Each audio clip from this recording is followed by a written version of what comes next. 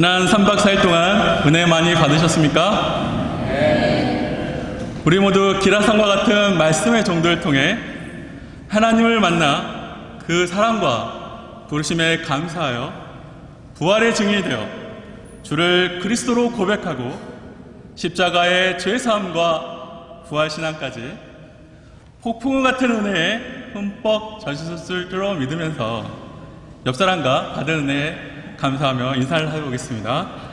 받은 은혜만큼 밝은 당신이 아름답습니다. 받은 당신이 정말 천사처럼 눈부시게 아름다우신 것 같습니다. 함께 요절 말씀 마태복음 19장 28장 19절 20절 읽고 시작하겠습니다. 시작. 그러므로 너희는 가서 모든 민족을 제자로 삼아 아버지와 아들과 성령의 이름으로 세례를 베풀고 내가 너희에게 분부한 모든 것을 가르쳐 지키게 하라. 볼지어다 내가 세상 끝날까지 너희와 항상 함께 있으리라 하시니라. 우리 신앙을 자전거에 비유한다면 핵심적인 두 축인 십자가와 부활은 두 바퀴에 해당할 것입니다. 십자가 없는 부활은 의미가 없고 부활이 없는 십자가는 비참하기만 하여 잘 굴러갈 수가 없습니다. 그래서 우리는 십자가와 부활이란 두 바퀴의 균형을 잘 잡아서 천국까지 쭉 운전해 가야 합니다. 일반 자전거로 5만 킬로미터의 세계 일주가 가능한 것처럼 우리도 복음의 자전거를 타고 140여 개국 미개척 나라로 선교 일주에 가고자 기도하고 있습니다. 비록 추위와 고독과 싸우는 자전거 일주가 힘든 여정이지만 자연과 함께하고 현지 사람을 만나는 기쁨이 있습니다.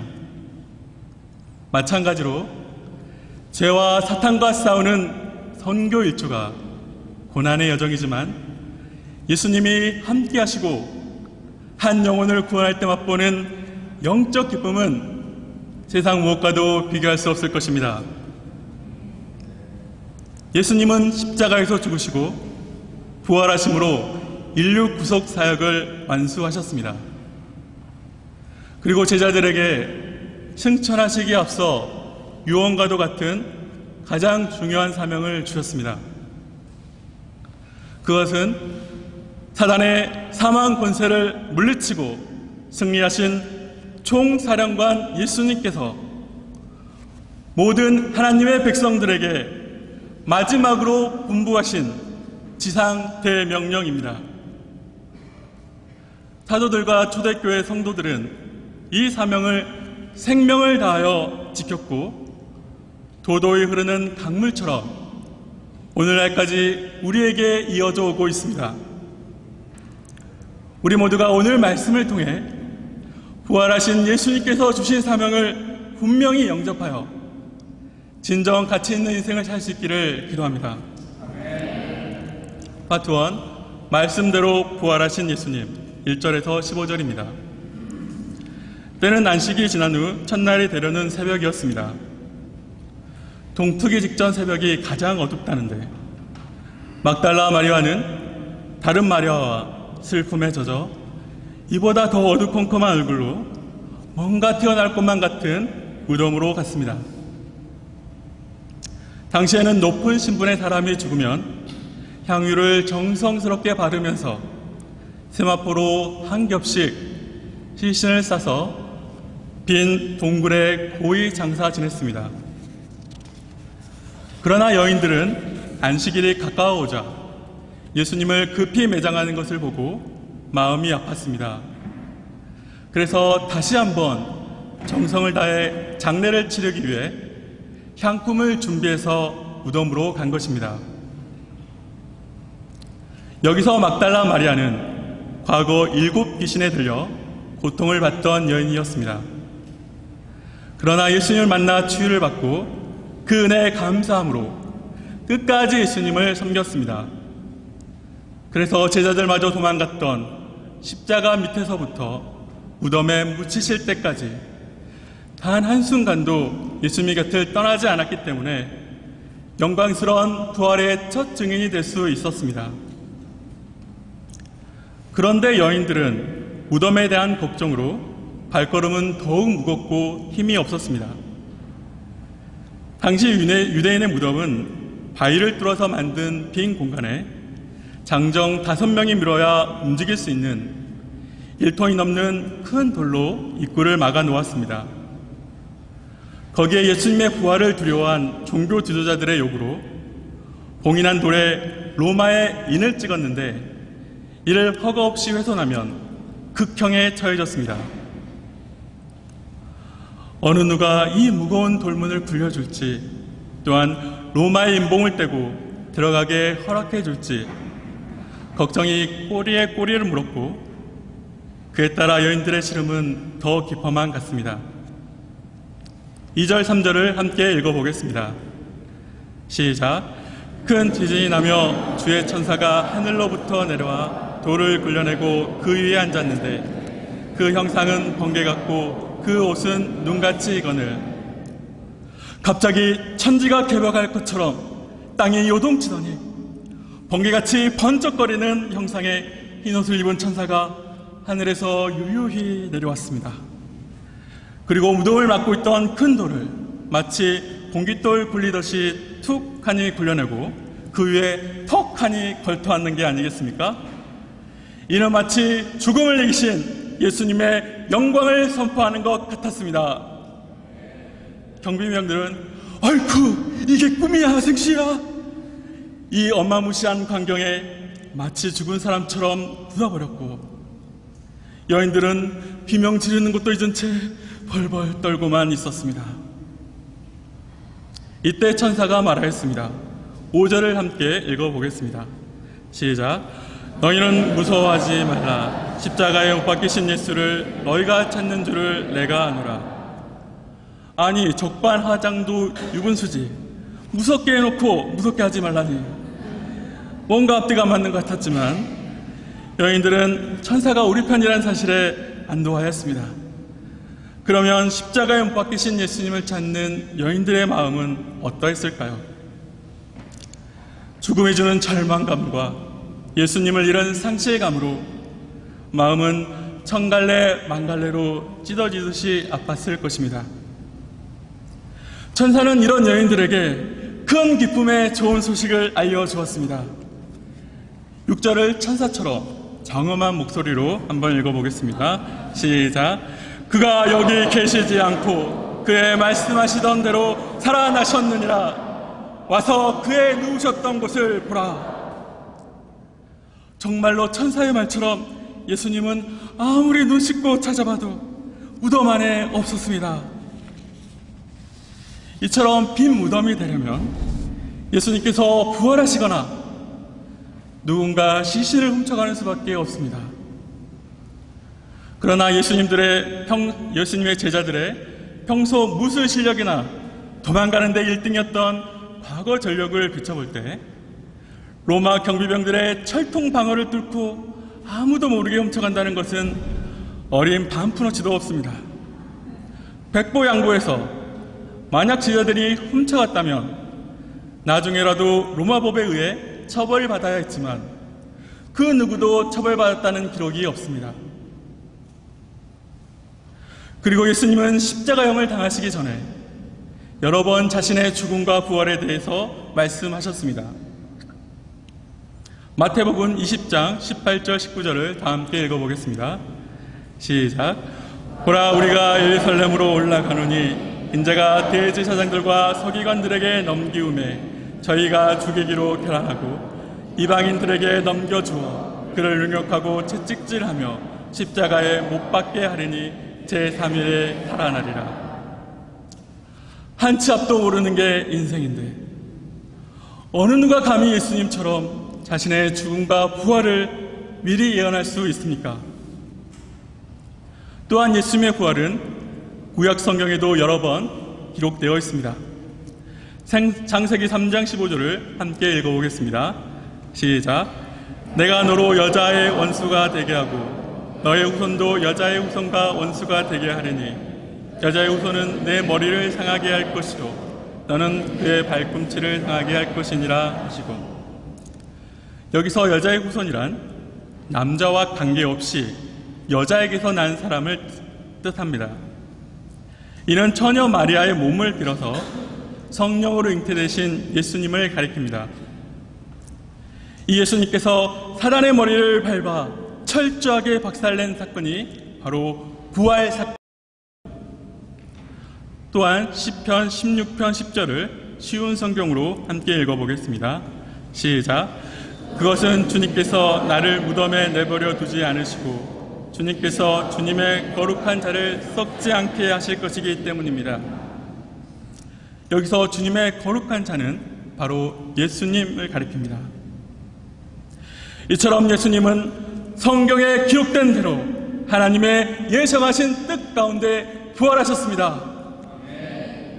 이뿐만 아니라 요한복음 20장 6절 7절에 보면 세마포가 놓였고 머리를 쌌던 수건은 세마포와 함께 놓이지 않고 딴 곳에 쌌던 대로 놓여있더라 라고 말씀합니다.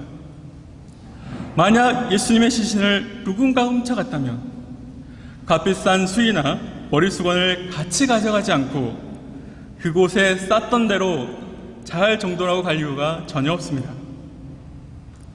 결정적으로 수많은 부활의 증인들이 있습니다. 만약 예수님이 부활하지 않으셨다면 그들이 무슨 이득을 얻을 게 있다고 믿지 않고 부인하면 살려준다라는 제안을 거절하고 온갖 고문과 순교까지 당하면서 부활의 증인이 되었을까요?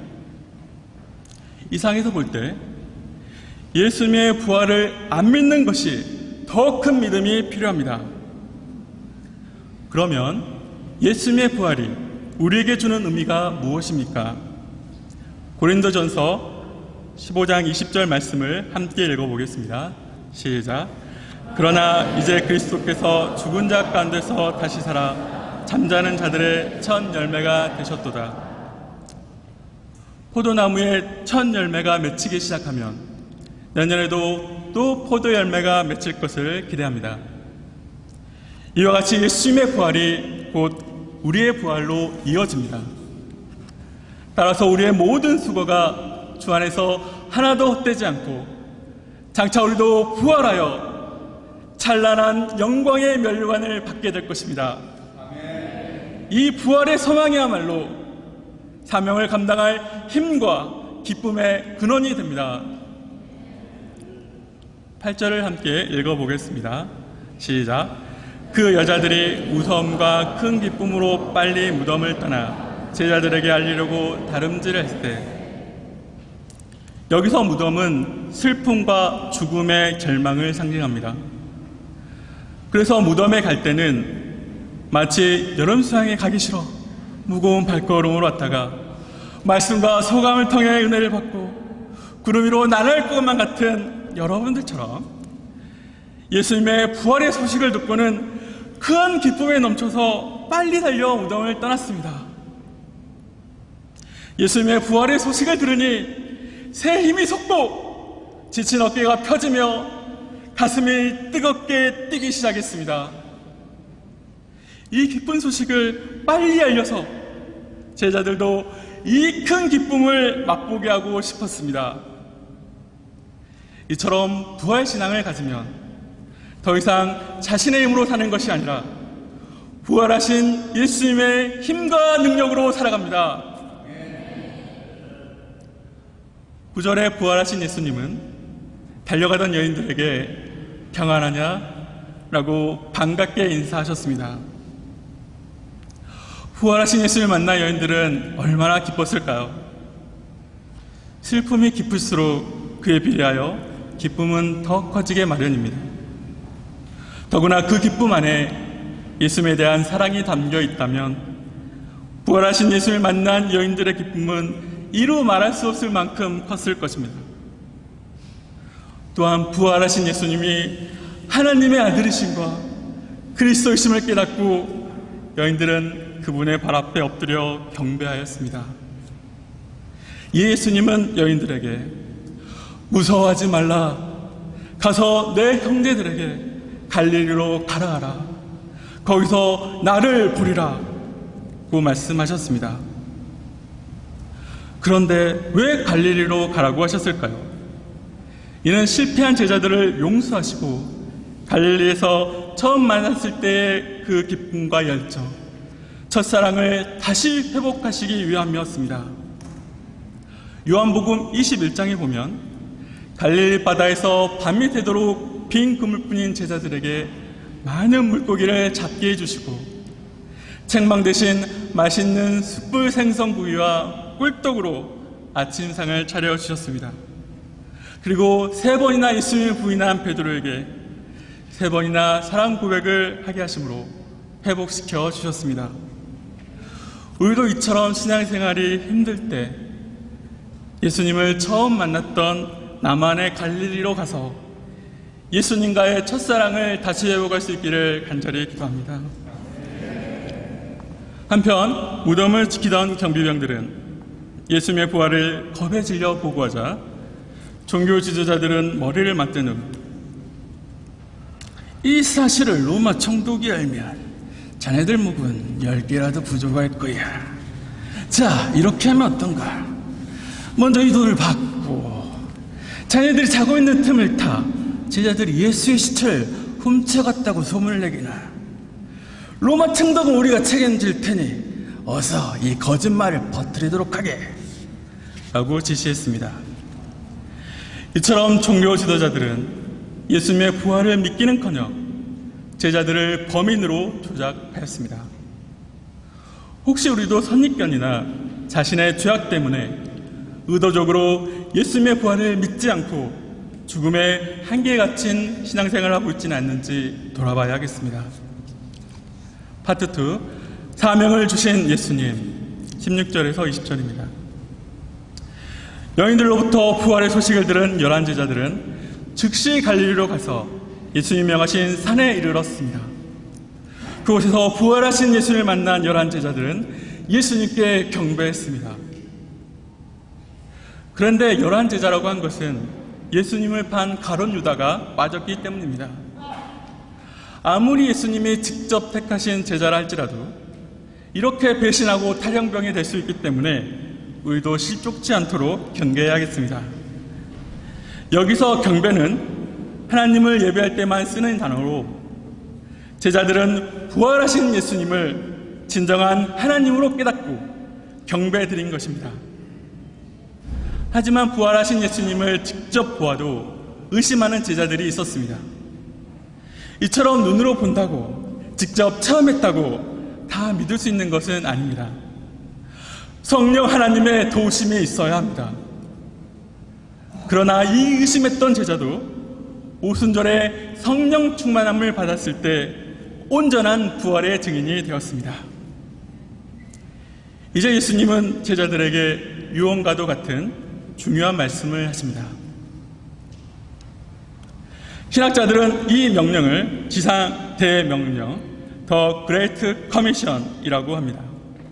정관사 더를 붙여 절대적이라는 것을 강조하여 반드시 복종해야 하는 명령임을 말해줍니다.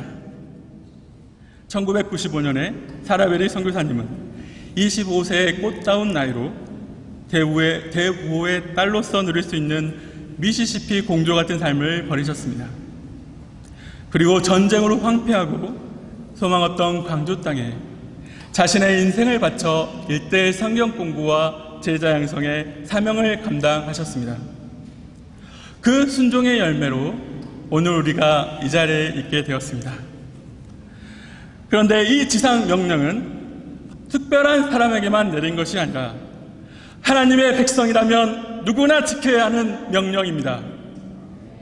따라서 우리는 하나님의 백성으로서 언제 어디서나 무엇을 하든지 이 지상 대명령을 기초로 순종하며 살아야 할 것입니다. 18절을 함께 읽어보겠습니다.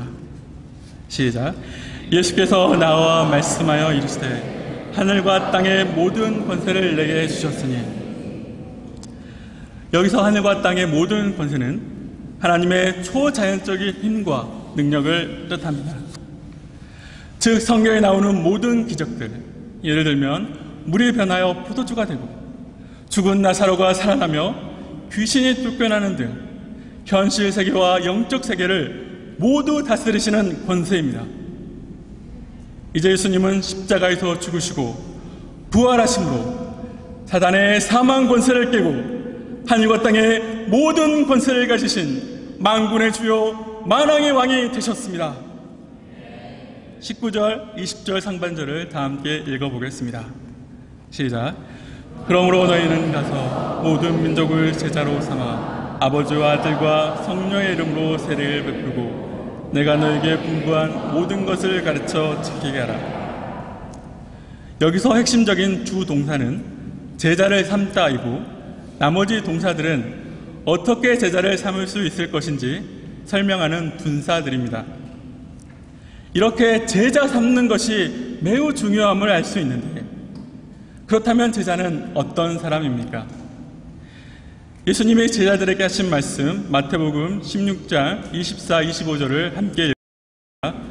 시작. 아무든지 나를 따라오려거든 자기를 부인하고 자기 십자가를 지고 나를 쫓을 것이니라. 누구든지 제 목숨을 구원하고자 하면 잃을 것이요 누구든지 나를 위하여 제 목숨을 잃으면 찾으리라. 즉 제자란 단순히 가르침을 받는 학생에 그치지 않고 자기를 부인하고 자기 십자가를 지며 예수님을 위하여 자기 목숨까지도 드리는 사람을 말합니다. 따라서 진정한 제자가 되려면 예수님이 명하신 지상 대명령에 순종하여 제자 삼는 일에 자신의 생명을 드릴 수 있어야 합니다. 그렇다면 제자를 삼기 위해서는 어떻게 해야 할까요? 가장 먼저 가라고 하셨습니다. 여기서 간다고 하는 것은 나의 익숙한 안전지대를 떠난다는 것입니다. 아브라함은 익숙한 본토 친척 아버지 집을 떠나 하나님이 지시한 땅으로 갔습니다. 마가복음 1장 38절을 함께 읽어보겠습니다. 시작. 이르시되 우리가 다른 가까운 마을로 가자. 거기서도 전도하리니 내가 이를 위하여 왔노라.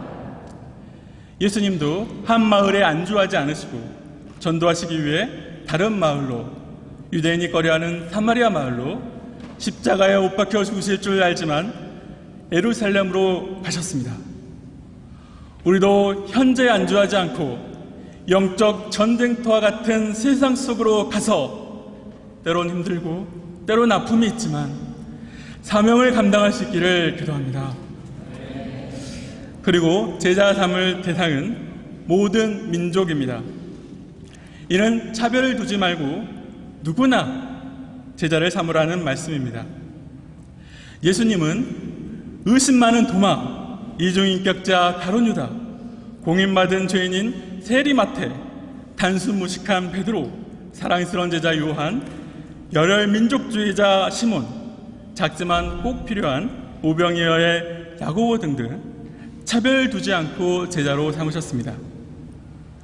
우리도 약속을 안 지키고 뺀질뺀질한 양, 자기밖에 모르는 이기적인 양, 오직 취업이나 이성에만 관심이 있는 양 등 그 누구라도 예수님처럼 차별하지 않고 제자로 삼아야겠습니다. 또한 아버지와 아들과 성령의 이름으로 세례를 주라는 것은 예수님을 개인적인 구주로 영접하고 이를 공적으로 고백할 수 있는 신앙에 이르기까지 성장하도록 도와야 한다는 것입니다. 마지막으로 말씀을 가르쳐 지키게 하라는 것은 제자에게 양육과 순종이 필요하다는 것입니다. 아이를 낳는 게 부모의 역할이 끝이 아니라 이제 시작이듯이 자기 스스로 양식 말씀을 먹고 믿음이 쑥쑥 커서 혼자서도 잘할 수 있을 때까지 도와야 합니다. 그런데 편식하면 영양 결핍이 걸리듯이 모든 말씀을 골고루 먹고 순종하도록 해야 합니다. 천재는 태어나는 것이 아니라 만들어진다는 말처럼 제자도에는 왕도가 없습니다. 목자님들의 눈물의 기도와 사랑의 헌신을 재료로 정성스럽게 반죽을 해서 오직 예수님만 따르는 제자로 만들어내야 하는 것입니다. 그런데 우리는 양의 성장이 더디고 영적 소원이 없다며 쉽게 포기하기 쉽습니다.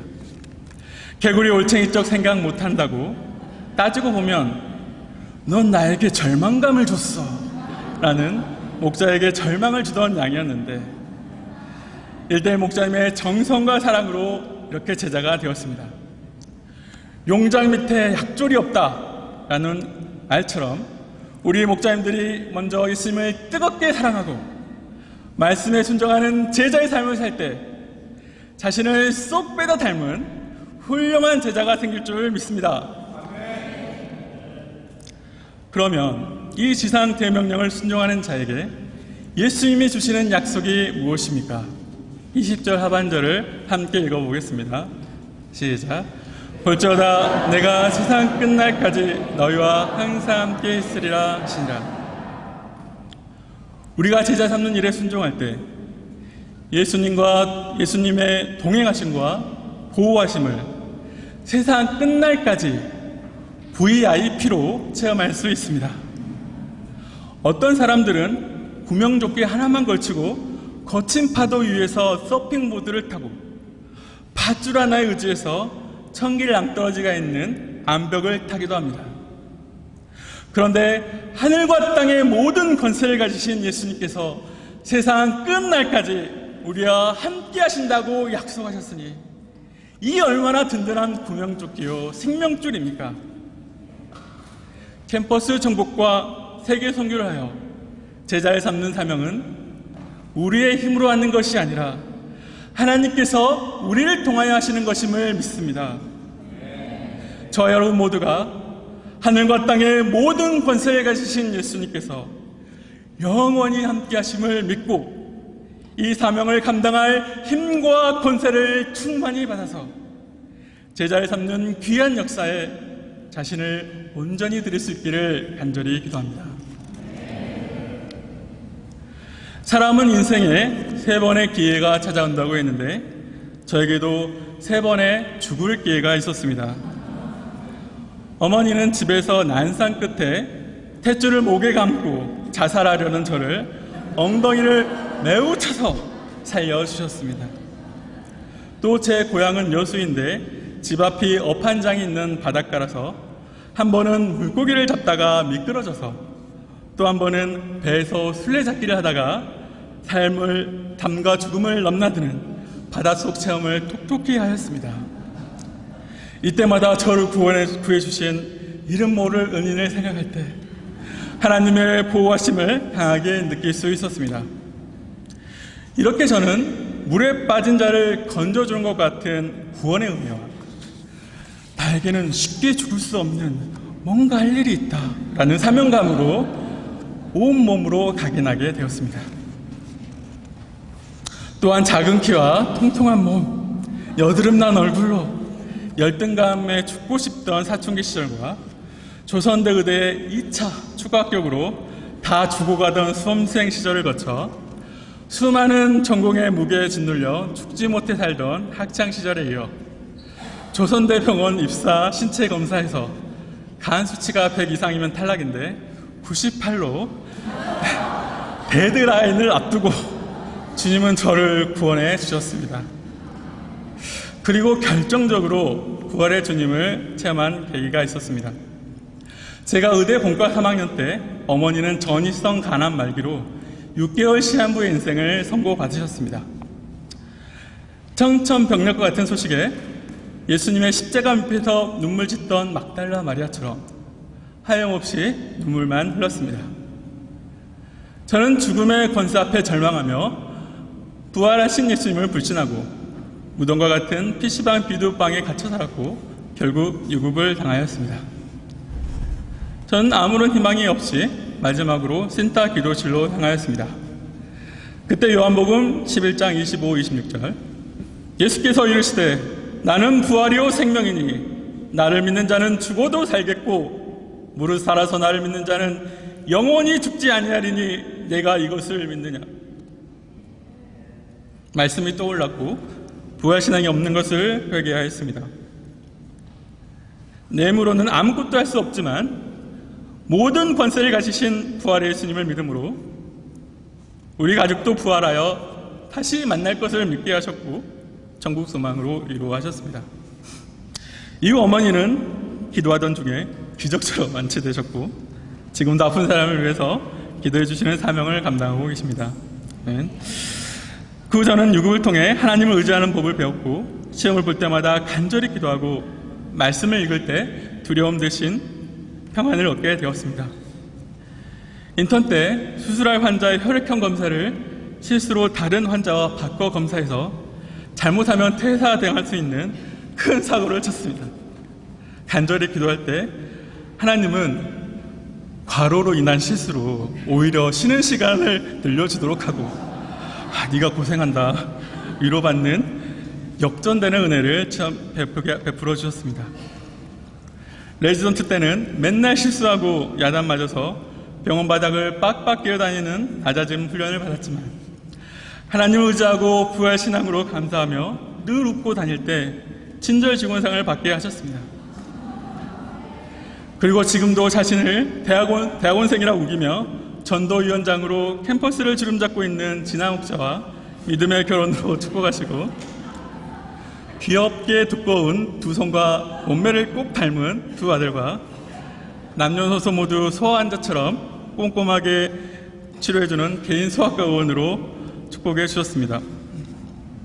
그리고 매년 우간다 힐링 미션을 동참할 은혜를 주시고 땅끝처럼 보이는 오주에서 예수님의 지상 대명령에 순종하여 자신의 모든 삶을 드린 선교사님들을 만나게 하셨습니다.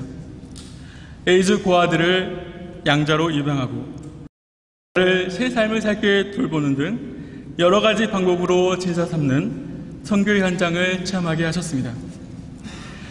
질병과 죽음의 두려움 속에 억눌린 영혼들에게 마음을 다해 진료하고 창조 판토마임과 찬양 여러 가지 놀이를 함께하면서 부활하신 예수님을 전할 때 그들의 하얀 이가 돋보이는 밝은 미소와 감사 인사를 통해 선교의 기쁨을 맛보게 하셨습니다.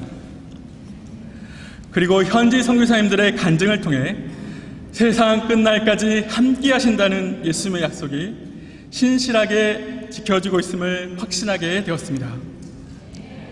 이처럼 죽을 것 같은 고통 속에서 부활하신 예수님을 체험하고 우간다 선교 역사 현장을 경험하며 하나님의 은혜를 많이 받은 저는 당연히 온 세상을 씹어먹을 정도로 위대한 사명인의 삶을 살아야 마땅했지만 현실은 여전히 의심하는 제자들처럼 어영부영 살고 있었습니다.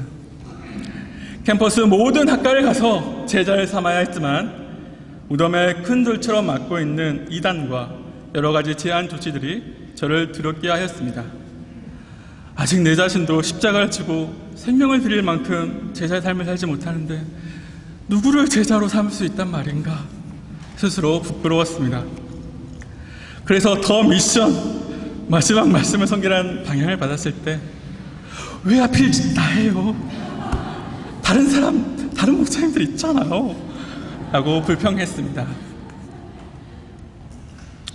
선교사님들을 위해 기도하고 전도를 위해 찬양을 하며 세계 선교를 위해 헌금을 드릴 수는 있었지만 가서 제자 삼는 것은 불가능해 보였습니다.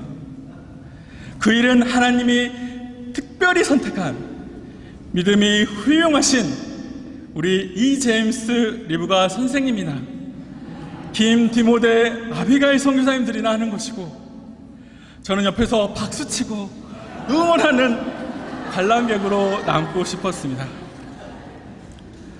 또한 캠퍼스 제사 양성은 전도위원장인 진아 목자를 워킹 목자로 밀어주고 저는 육아 대디로 설거지와 청소를 하며 양들을 데려오는 운전기사로 만족하고 있었습니다. 그런데 이번 주제인 미션에서 문자 M을 V로 바꾸고 S를 하나 지우면 비전, 즉 제 이름이 되었습니다. 내 비전이 바로 미션이구나. 내 꿈이 바로 선교사였지 라고 생각나게 하셨습니다. 또한 제자 사무라가 영어로 make disciples, 즉 제자를 만들라라는 말씀에서 제자는 이미 완성된 것을 찾는 것이 아니라 만들어가는 진행형임을 깨닫게 하셨습니다. 즉 나를 먼저 예수님의 제자로 만들고 또 나와 같은 제자를 만들어 하나님의 나라를 확장해 가야 한다는 것을 깨달았습니다. 앞으로는 이런 부족한 저라도 라는 겸손한 마음으로 하나님의 때 어디든지 가라고 하실 때 순종할 수 있도록 준비해 나가길 기도합니다. 오늘 말씀에서 부활하신 예수님은 선교사님뿐만 아니라 그분의 지상태의 명령에 순종하고자 하는 저에게도 동일한 약속을 주셨고 부활의 기쁨과 소망 가운데 능력 있는 목자 인생을 살게 하실 것을 믿습니다. 그리하여 부활하신 예수님과 함께 현재 내가 있는 캠퍼스와 병원에 가서 모든 민족, 모든 사람을 제자로 삼는 사명을 끝까지 완수할 수 있기를 간절히 기도합니다. 결론입니다. 예수님은 성경대로 말씀하신 대로 죽음에서 부활하셨습니다. 그리하여 우리의 죄와 죽음 문제를 해결하시고 영원한 기쁨과 진정한 승리를 주셨습니다. 그리고 하늘과 땅의 모든 권세를 가지신 예수님은 우리에게 절대적인 사명을 주셨습니다. 우리가 이 제자 되는 사명에 순종할 때 예수님은 세상 끝날까지 우리와 함께 하시고 우리를 통해 놀라운 생명구원 역사를 이루실 것을 믿습니다. 우리 모두가 영광스러운 부활을 믿고 이 귀한 사명을 영접함으로 진정한 예수님의 제자가 되고 또한 제자 삼는 일에 자신을 온전히 드릴 수 있기를 간절히 기도합니다. 함께 요절 말씀 마태복음 28장 19, 20절 말씀을 읽고 제가 기도하고 마치겠습니다. 시작. 그러므로 너희는 가서 모든 민족을 제자로 삼아 아버지와 아들과 성령의 이름으로 세례를 베풀고 내가 너에게 분부한 모든 것을 가르쳐 지키게 하라. 볼지어다 내가 세상 끝날까지 너희와 항상 함께 있으리라 하시니라.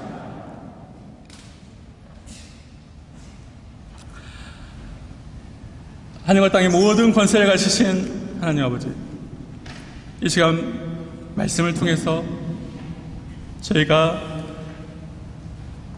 예수님의 제자로 마지막 주님이 말씀하신 지상대명령을 감당해야 될 이 귀한 사명을 갖게 하셨음을 깨닫게 하셔서 감사합니다. 저희의 힘은 부족하지만 이 모든 권세를 가지신 예수님께서 세상 끝날까지 저희와 함께하여 주시고 죄와 사망으로 죽어가는 캠퍼스 영혼들과 세상 모든 민족들에게 가서 제자를 삼는 놀라운 생명구원 역사에 저희의 모든 것을 드릴 수 있기를 간절히 기도합니다. 감사합니다. 예수님 이름으로 기도합니다. 아멘.